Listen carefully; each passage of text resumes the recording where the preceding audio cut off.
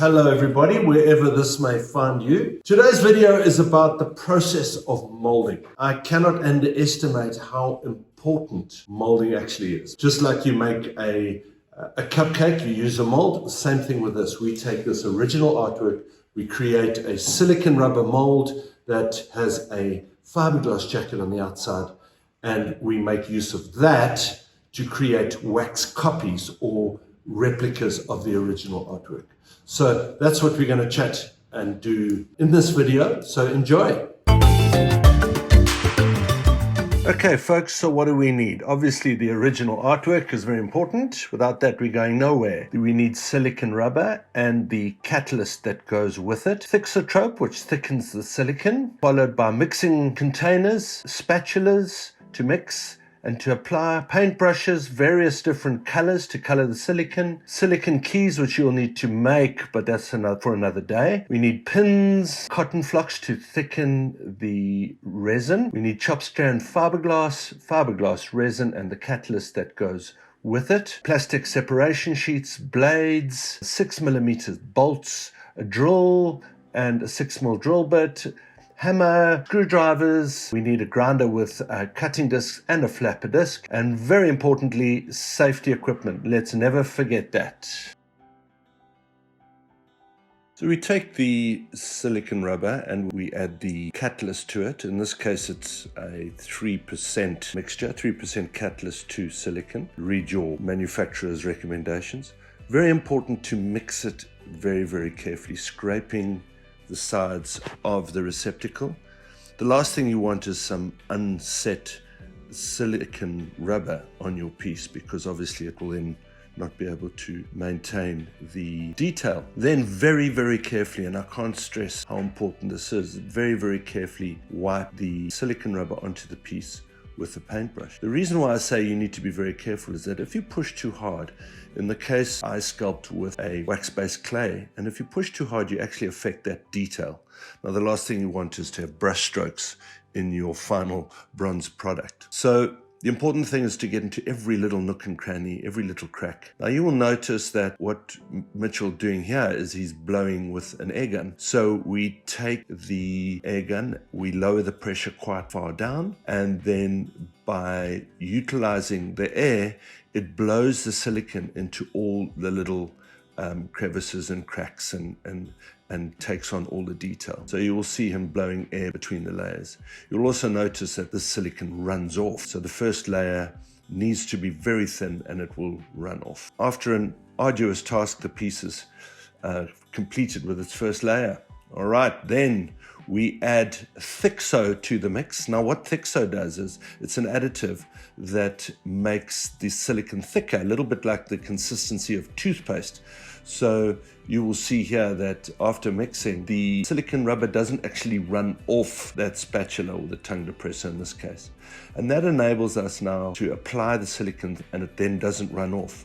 So here you can see I'm very, very carefully applying the silicone into the eye, once again being very careful not to change the detail. We very, very carefully do that, making sure that there's no air bubbles trapped, particularly right up against the artwork itself, because that will adversely affect the final product. Very, very important. I can't stress more highly how important it is to be careful at this stage, because the first two layers essentially are taking on all the detail that you will need.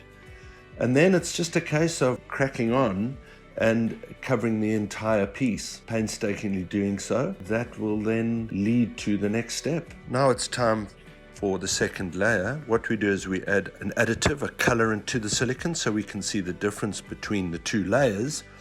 And then it's just a case of covering the entire piece. 3 layers later, over the first 2, we've got 5 layers, and it's now ready to establish the parting lines. Initially, what I do is I take a permanent marker or a marker of some description, and I mark on the piece lightly where I think the joining lines need to be between the different panels.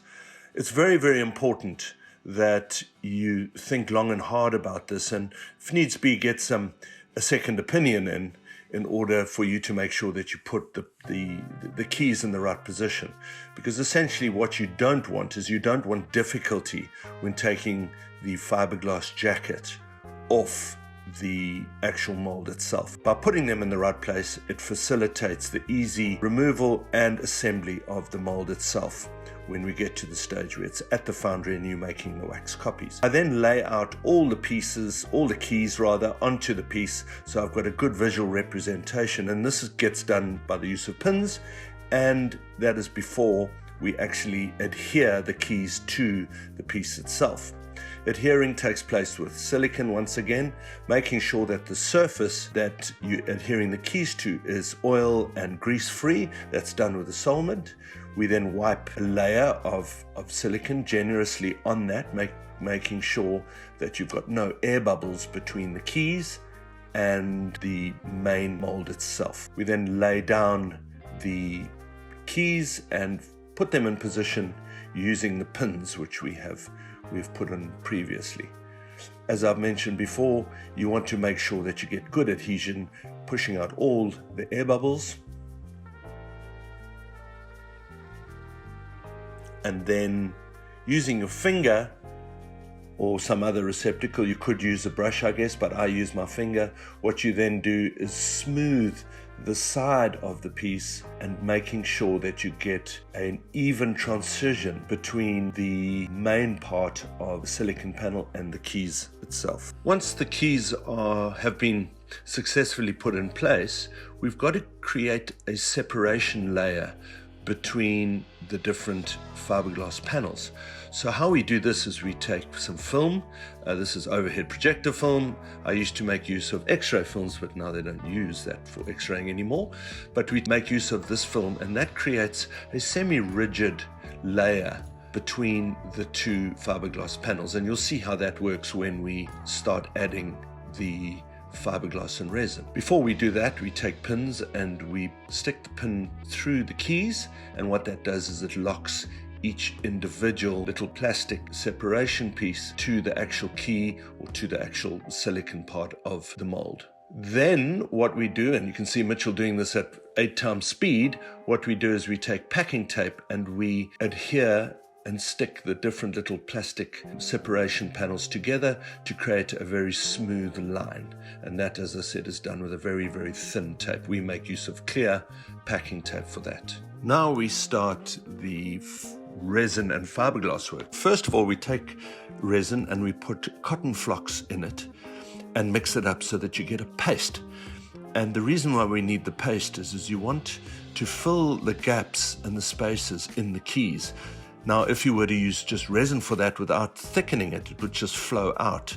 So we add the cotton flocks, it makes a paste, and what then that enables us to do is to fill those gaps perfectly. As you can see here, see it beautifully through the plastic layer, but Mitchell's taking the paste and he's pushing it in there and it fills all the gaps.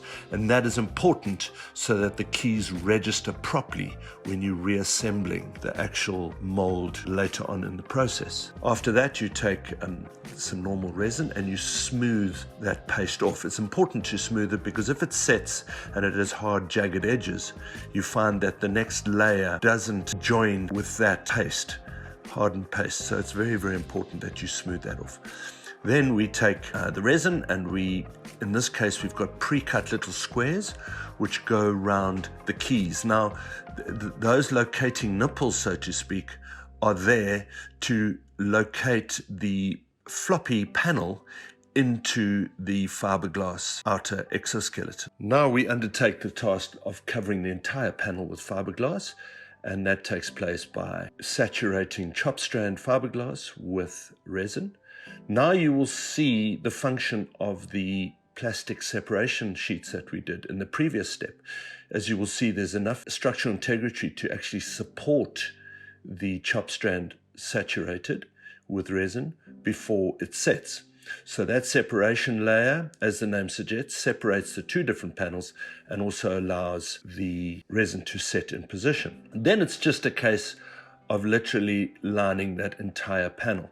What we do and what we found is best, and it does vary, I might add, from one mold to the next, but what we do generally is we do 2 layers of fiberglass and resin on the central areas of the panel itself, and on the joining section up against the separation layer we go with an additional third layer.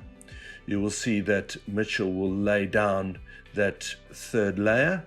What that does is it gives a little bit more of a rigid surface between the different panels. The last thing we want is too much flexibility there. You want a good, solid, sturdy point of contact between the two layers itself. Now we have a nearly completed mold. So the next step is to drill holes. Now the reason we do the holes at this stage is that there is no movement that has taken place. So those holes serve the purpose of registering the different panels together when you reassemble it. So in other words, everything will line up absolutely perfect. So we take 6mm bolts and nuts and we screw the whole thing together and lock it nicely in place. Now we take the piece outside and we cut and trim off the edges of the mold. One, it makes the job a lot easier to disassemble the mold, but two, it's quite dangerous. All those jagged edges will make your life an absolute nightmare. So what we do is using a grinder with a cutting disc, we cut off that skirt, followed up by the use of a flapper disc. And what the flapper disc does is it just smooths that edge out again. Once again, you get sharp edges, you get little splinters everywhere. For the sake of ease of handling, we grind all those off. Then it's back inside, we remove the bolts and the nuts, and it's now time to take the fiberglass panels off. That we do with the use of some large screwdrivers and a hammer. Now, if you've made your mold correctly, you will find that this process should happen quite simply. There will obviously be a little bit of prying with screwdrivers and a little bit of hammering, but what you want is you want to just crack each panel off, and then you want to be able to quite easily pull each panel off. Now, one must take care doing this because obviously the keys have now located into the fiberglass and resin, and you don't want to pull too hard in case you rip the silicone. So you pull quite easily and gently, and you will find that the piece releases from the fiberglass rather releases from the silicone itself.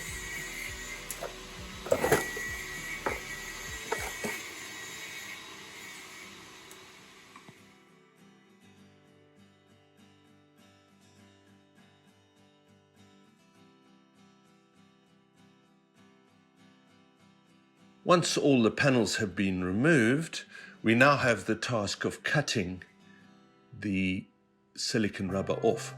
So what we do is we take the slit that was cut in the keys before and we extend that cut right through to the actual original artwork. As you can see here, I've started on the horn and we're cutting very carefully using a sharp blade through the silicone rubber, making sure that the cut is 90 degrees to the actual artwork. We then cut the entire piece or panel off, once again taking one's time.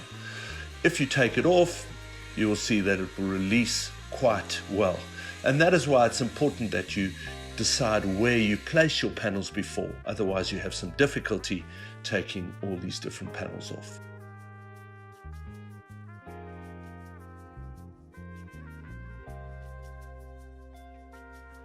Now you have to position the rubber panels back into the fiberglass exoskeleton, so to speak. But before you do that, you have to clean out the keys. You'll find there's a little bit of resin that would have flowed between the two plastic sheets.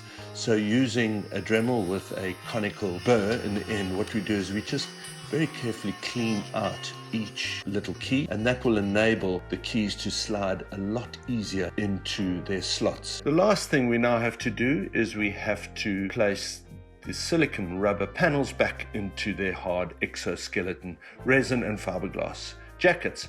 So what we do is we just use a little bit of petroleum jelly, and that helps, particularly the locating the nipples. It helps that go through the jacket and lock into position.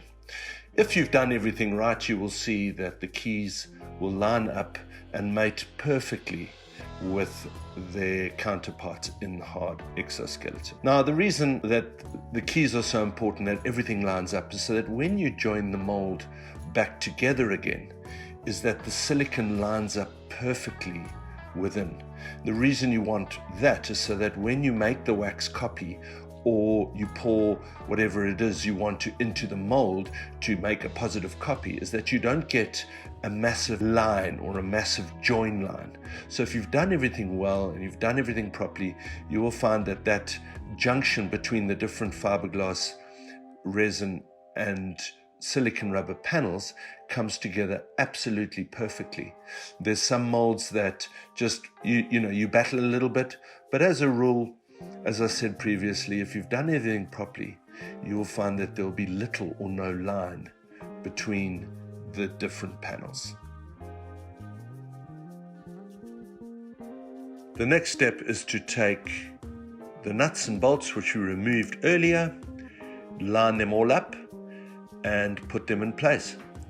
As I mentioned previously, what these holes will do once they're lined up is it will make sure that everything registers absolutely perfectly. So we slot them in, we tighten up the nut and the bolt, and Bob's your uncle. So that just about sums up the molding process, ladies and gentlemen, boys and girls. I hope you enjoyed it. It is a little bit of a lengthy video. However, what essentially took us 80 hours, we've managed to condense into 20 minutes. So I hope you enjoyed it. A little bit of an apology for the sound quality, and the video isn't the best. Somebody decided that they needed my photographic and sound equipment more than I did, so I have to go and purchase some new ones. You know what to do. Let's help grow this channel. I really love what I do here. So if there's anything that you would like me to cover in videos from an educational point of view, or just what makes me tick, just leave a comment. And until next time.